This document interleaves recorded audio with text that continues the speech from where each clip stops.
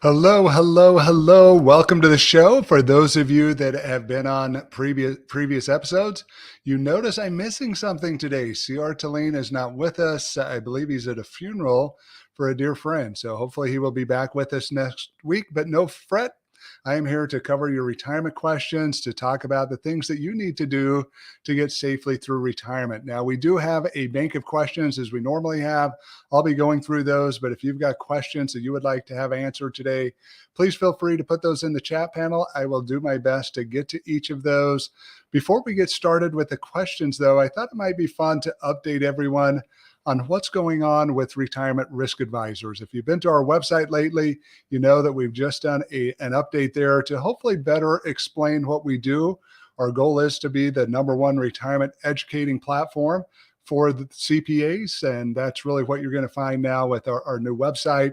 We continue to launch new webinars. If you have not been to one of our webinars for a while, or if you've seen our list maybe 2 or 3 months ago, what you're going to find is we continue to add great webinars. This year alone, we've added 3 webinars already that are being taught. We've got 2 more that have been released that have upcoming dates in April and May. And then my plan is hopefully to release another 5 to 6 webinars myself. Now, those are just our standard webinars that I teach.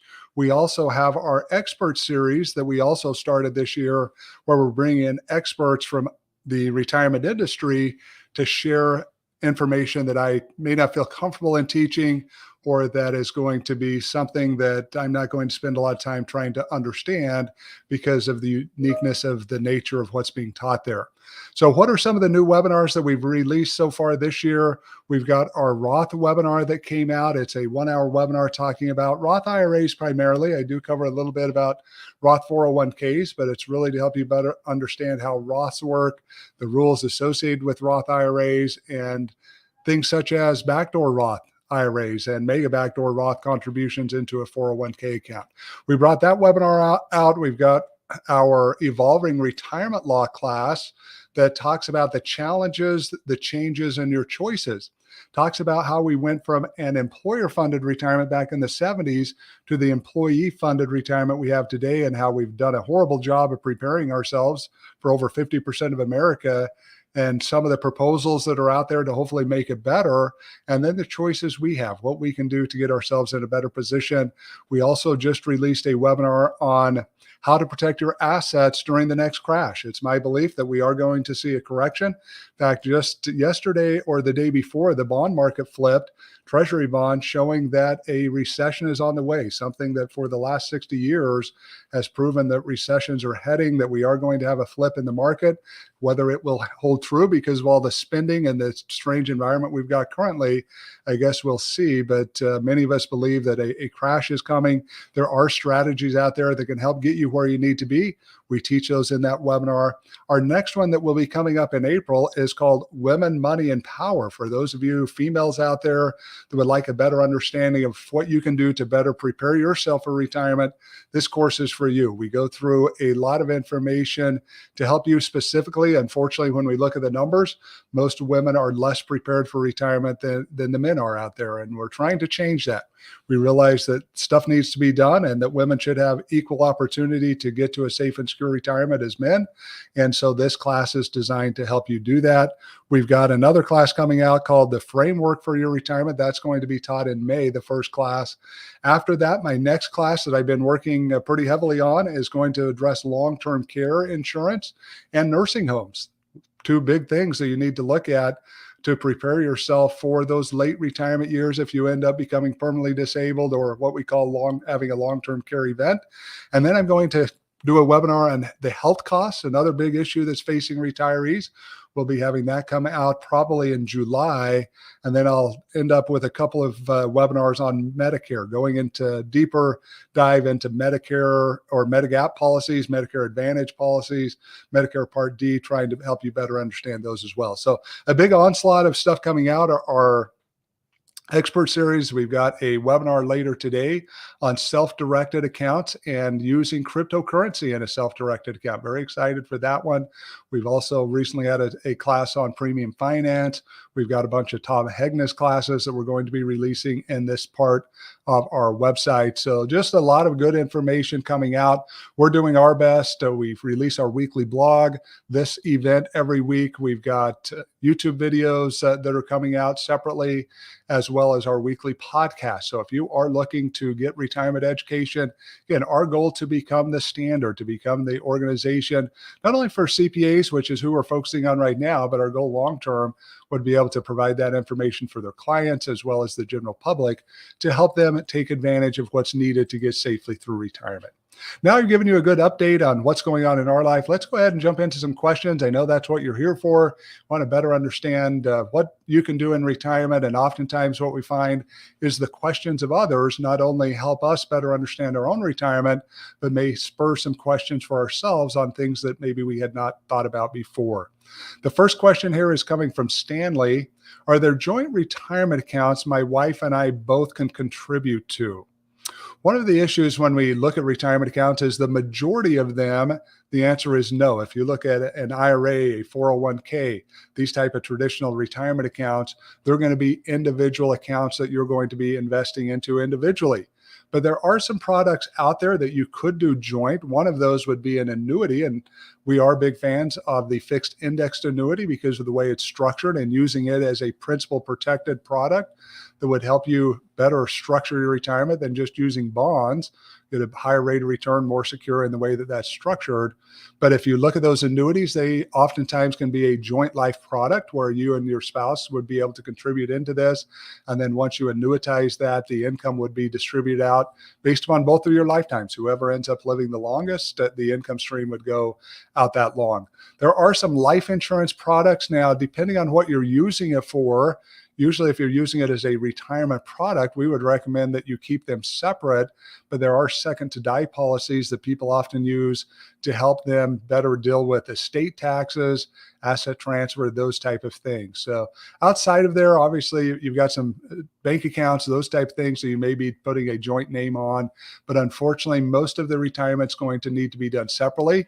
Now, that being said, make sure that you're showing your spouse as the beneficiary in these accounts, and most state law is going to require you to do that, or they're going to have to sign off in order to allow someone else to become the beneficiary. And then from there, we would have our trust set up that the assets would be able to go into. So hopefully you're not having to send your kids through probate. If you've got children or any beneficiaries after you and your spouse pass away, hopefully keep that out of probate so you're not ending up losing potentially 10, 15% to attorneys and other costs that may be associated with doing that.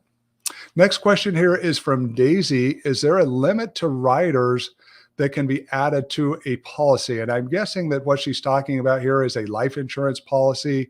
Now, when we talk about limits, I'm not sure that I can tell you, what those limits are. Again, yes, there are going to be limits. There are certain things that you cannot put onto a life insurance policy, but there are certain riders that are available that individuals would want to look at.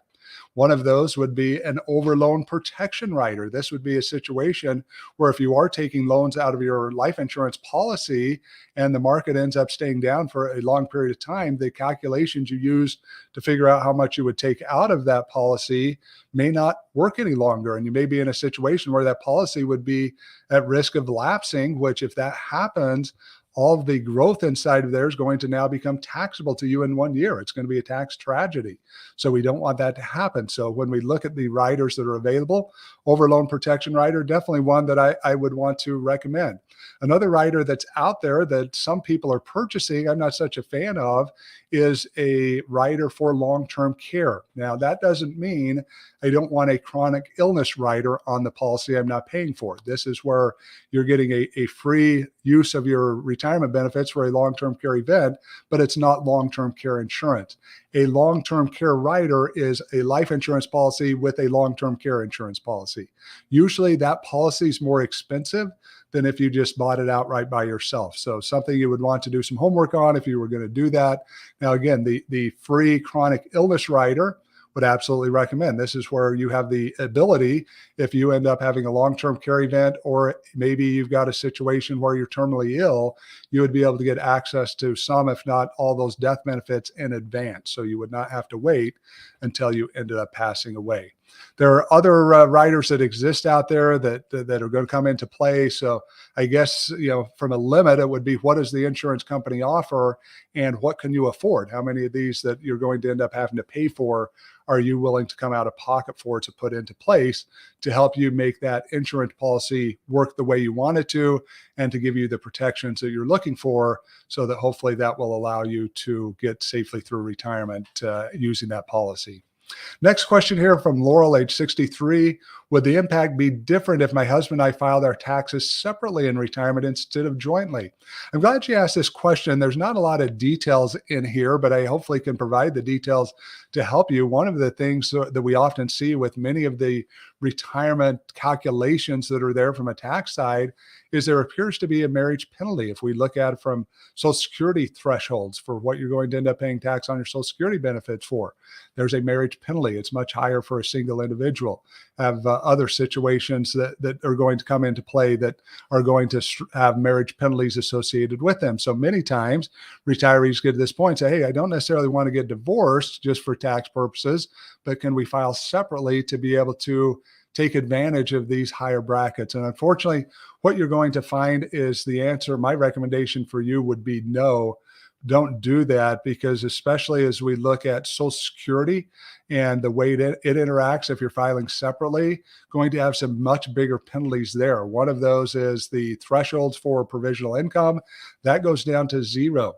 Something that you need to be aware of. If that happens, now you've got zero there and going to end up paying tax on all of your benefits. So something, again, wouldn't recommend and wouldn't recommend to get divorced either. Once in a while, we've had clients that have gone down that road, said, hey, wait a second, I'm going to get some tax benefits if I separate my marriage. I'm someone that comes from a religious background, believe very importantly that the marriage is very important. Would definitely not recommend that you get rid of something that important just because it's going to save you a few tax dollars once you get into those retirement years. Next question from Rhonda. If my 68-year-old client retired at 72, how much should they have in assets to last until their 90s? Good question. It's going to be different for everyone. Let me give you some numbers here that may help you figure out what you should have set aside. Number one, from a government standpoint, they're going to tell you should have $375,000 set aside. But again, that's an average, and none of us are average. So how do we even apply that? If you're making substantially more money and need larger distributions, obviously you're going to need more assets set aside. If you're someone saying, look, I'm willing to live pretty simplistic, I can just take my Social Security benefits, don't need other savings, you may not need any of that $375,000. So that's a government number.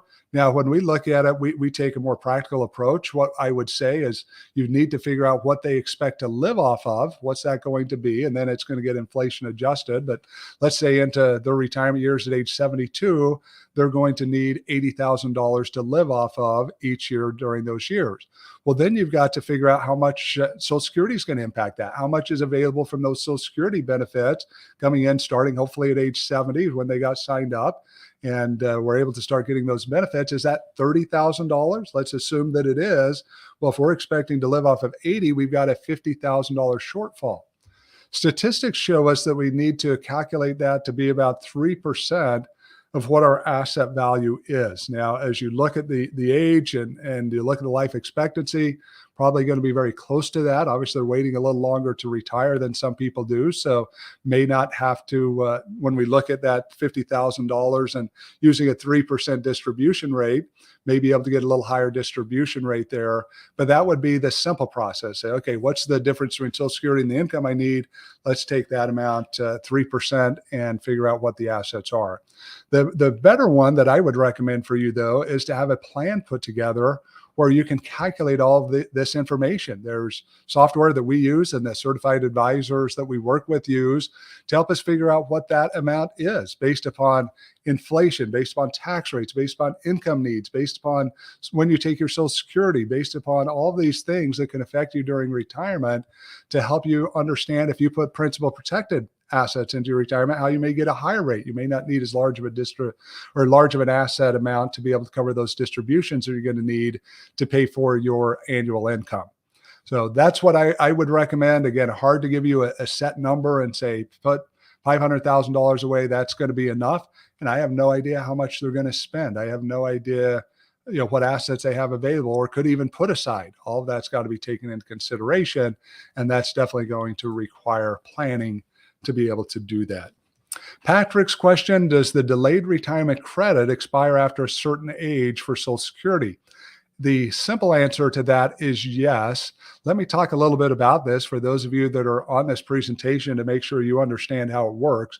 If your full retirement age is when you're entitled to 100% of your Social Security benefits. And for simple math, we're going to use a full retirement age of 66. Now, that's what it was in 2020. Each year now, for the next little while, it's going to go up 2 months for the next 6 years. Till those of you born after 1960, your full retirement age is going to be 67. But let's assume full retirement age 66 and you're entitled to $1,000 at that age. You can claim your benefits as early as 62, but understand if you do that, you're going to get a reduction in benefits. That $1,000 will become $750. Well, what Patrick's talking about is the credits you get from waiting from full retirement age up until the uncertain period that he's asking about. It's actually age 70. So if your full retirement age is 66, you've got 4 years that you're getting an 8% increase on that full retirement age benefit. So by the time you reach age 70, you're getting $1,320. Something important to understand: if you wait till 71, you're still getting $1,320. It doesn't go up beyond there. So absolutely no reason to wait until after age 70. Yes, Social Security is inflation adjusted. So I guess from the inflation standpoint, it would increase, but the delayed retirement credits are gone. Now, let me talk about this for those of you whose full retirement age is not 66. Again, if you're if you were born and you're going to retire this year, which would have been 56, I believe, your full retirement age for this year, 66 and 4 months. So that you're going to turn that this year. That's when you'd be entitled to 100% of your benefit. And next year, if you're born in 57, going to be 56 and 6 months, go up till 60. Well, at that point, as we look at it, it's shortening your window for delayed retirement credit. So if you're full retirement age 67, you've only got 3 years. You're only going to get a 24%, not a 32% increase. So understand that they did not extend that out. This was part of the changes that were made back in 1983 to help stabilize the program. You have the other negative effect on the back end too. If your full retirement age is 67, you're going to get $1,000 and you choose to take them at 62, you're only going to get $700. You're not going to get $750. Well, if we look at the differences here, we're seeing large differences. May not impact you so much in the beginning of your retirement because maybe you're still working. Maybe you've got income coming out of your retirement account, so you're able to take out at fairly high rates because you believe it's going to last. Problem we have, you get into your 80s and 90s, if you don't take these credits, you end up with less Social Security and you're going to have some issues. And we see it all the time. Social Security was never intended to cover 100% of your living costs. In fact, it's only intended to cover about 40% of your living costs. So if you run out of money at the end and you took your Social Security at 62, getting $750 instead of a 70, getting $1,320, that $500, probably $500 is a huge difference. That pays for a lot of groceries. That pays for a lot of utilities, pays for gifts for the grandkids, whatever the case may be. $500 a month to a retiree. And again, it's going to be higher than that because the average Social Security recipient's getting over $1,600 this year. So maybe it's $700, $800 per month extra that people are looking at. Could be higher than that.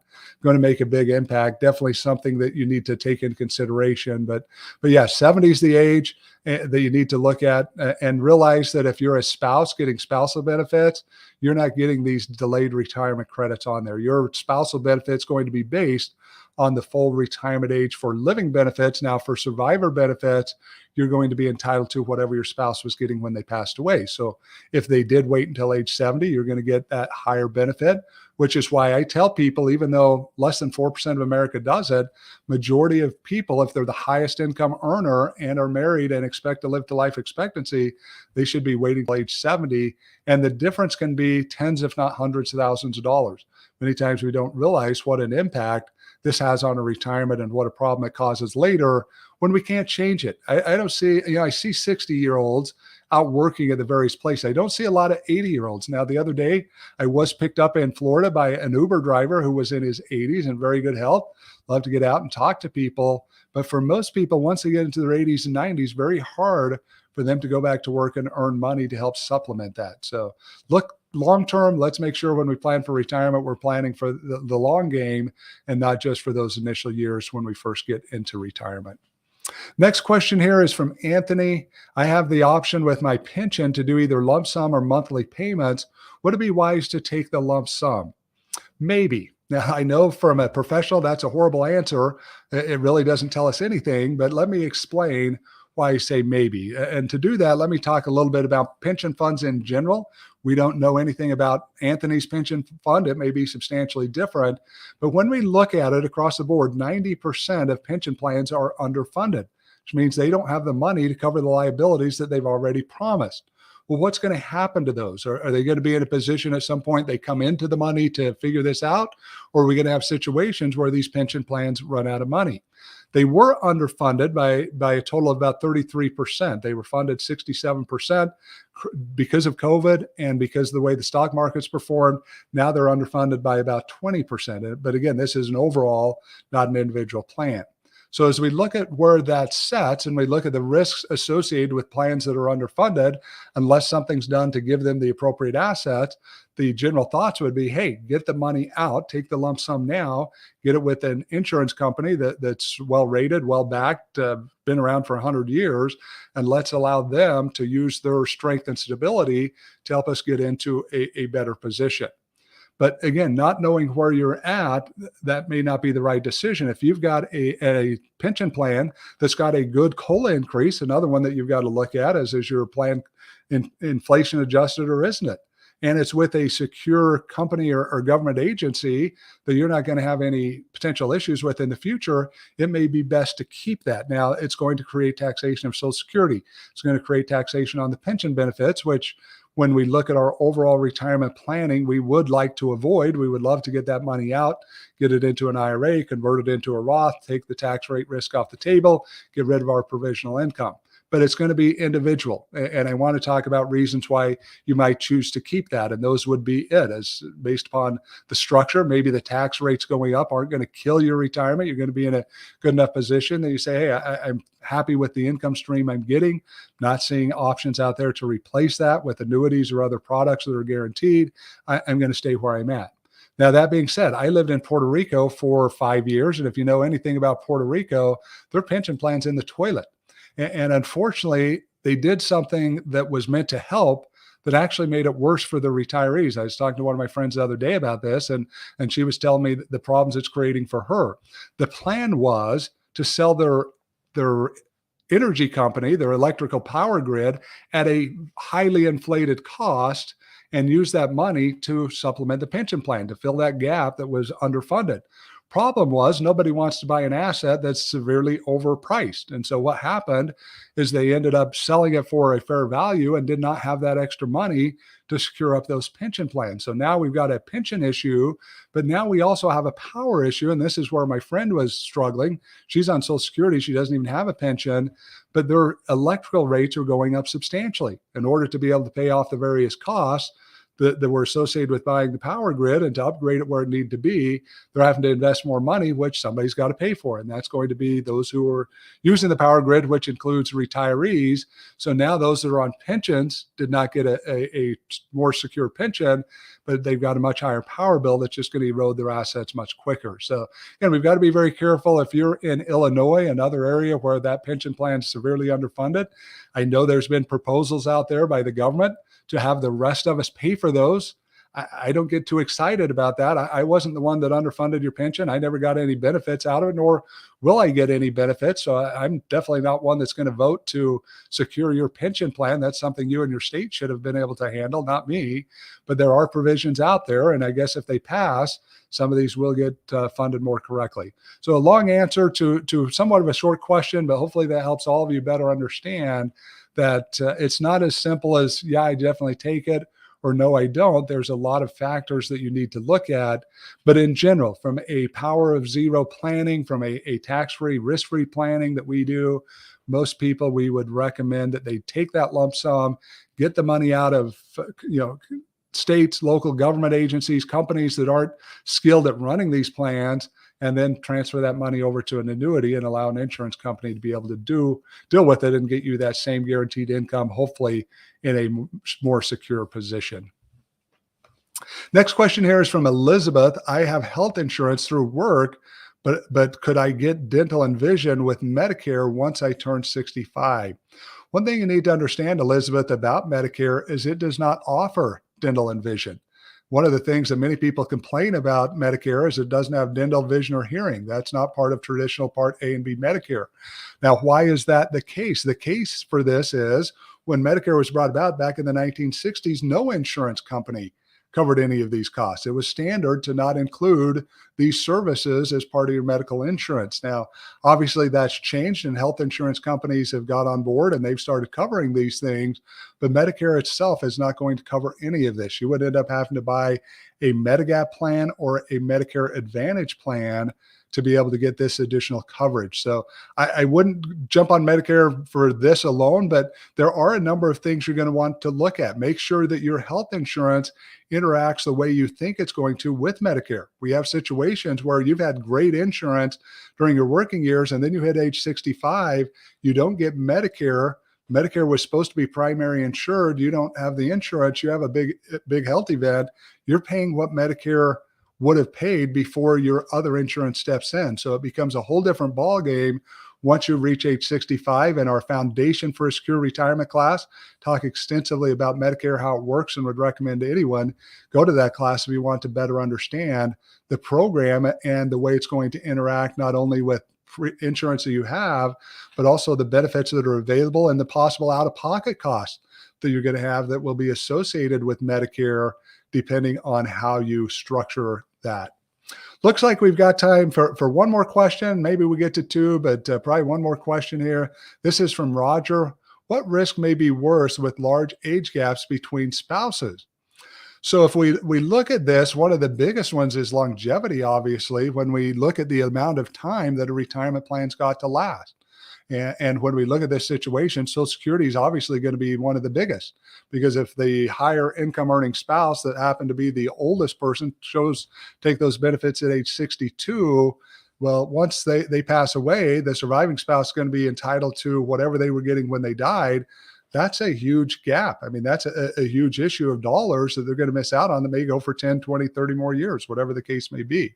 So that's one of them. Again, when we look at it, market risk is a big issue because we've got a lot of retirement years that have to happen. Now, some couples, the younger spouse will continue to work. We see that, but oftentimes once that older spouse is retired, the younger spouse doesn't want to go to work every day. They want to be able to travel. They want to be able to do all the other things that the retired spouse is doing. And if that happens, you've got a much larger retirement window, which creates issues with sequence of return. You're going to have potentially some withdrawal rate issues. The biggest thing I would tell Roger as you're looking through this, you need to make sure you plan for both retirements. Regardless of the risk, when we look at it, and again, all of them could impact you. A long-term care event, you're going to have a higher chance of having a long-term care event sooner than your spouse anyway, and then she's got a lot more years to live.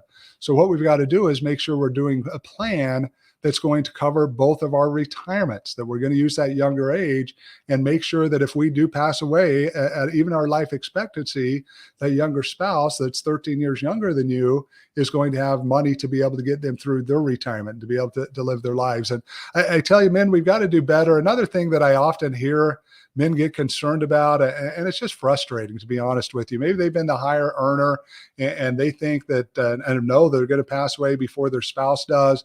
And they're afraid that their spouse is then going to go get married to some other guy and take all the money. You know what? Stop worrying about that. Love your spouse. Take care of them. If it ends up being a situation where they feel that they need to get remarried to someone else, let them do it. It's okay. You're dead. You're not having to worry about it anymore. But you've got to stop planning for your retirement and being too afraid to leave any money to your spouse for fear something of that nature is going to happen.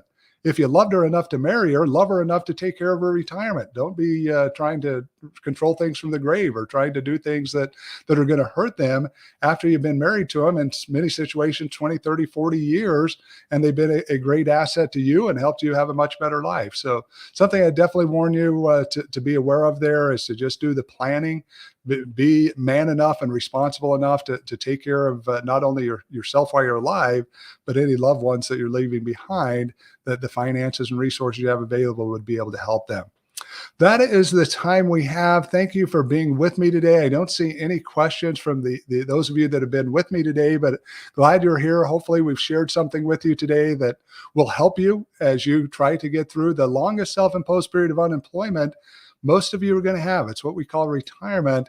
But my goal is to get you safely through it. I've got to help you get the knowledge and the information so you can then implement it, so that you can then create action to get where you want to be. If you want to learn more about any of the upcoming webinars I've talked about, if you'd like to get access to any of the other education we have, or if you'd like to sit down with one of our certified advisors to see what they can do individually for you to put a plan together to help you figure out what you need to do for your retirement, go to my website, retirementriskadvisors.com. Here you'll be able to get access to all of the information we have to offer, and as well as to be able to get questions answered you may have individually. If you have those and you don't feel comfortable asking them in this live environment, send me an email. Happy to answer the questions you have and help you get the information you need. My name's Dave Hall. I am here as a retirement risk advisor to help you. Look forward to seeing you next week. Hopefully we'll have CR back with us and we'll be able to both be here with the show going through your retirement questions. Bye.